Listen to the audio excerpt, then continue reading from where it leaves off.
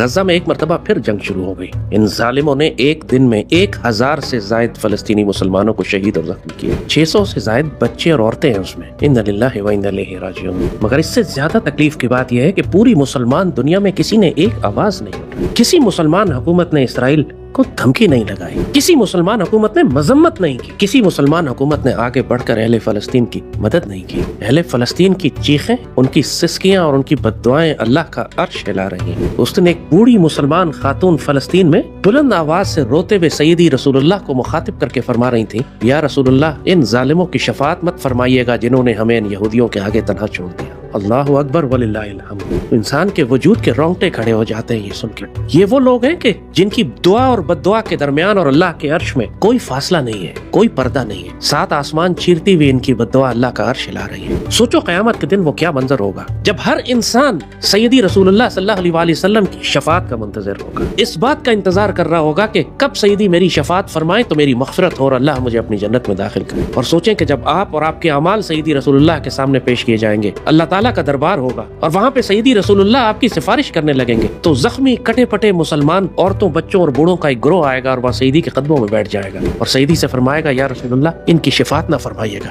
آپ صرف اپنے خیال میں، تصور میں وہ نظارہ دیکھ سکتے ہیں کہ کیا ہوگا۔ اس وقت وہاں پورے دربار پہ خاموشی چھا چکی ہوگی۔ سب حیرانی سے دیکھیں گے اس چھوٹے سے گروہ کے کہ جو اتنا بڑا استغاثہ، اتنا بڑا مقدمہ لے کر سیدی کے دربار میں آیا، اور یہ گروہ وہاں پر آ کے سیدی سے درخواست کرے گا کہ سیدی، ان لوگوں کی مغفرت نہ فرمائیے گا، ان کی شفاعت نہ فرمائیے۔ اور جب ان سے پوچھا جائے گا کہ کیوں، تو وہ کہیں گے کہ ہم اہل غزہ ہیں، جب ہم پر ظلم کے پہاڑ توڑے جا رہے تھے اور ہم چیخ چیخ کر ان کو مدد کے لیے پکار رہے تھے تو انہوں نے ہم سے منہ پھیر لیا تھا، آج آپ ان سے منہ پھیر لیں۔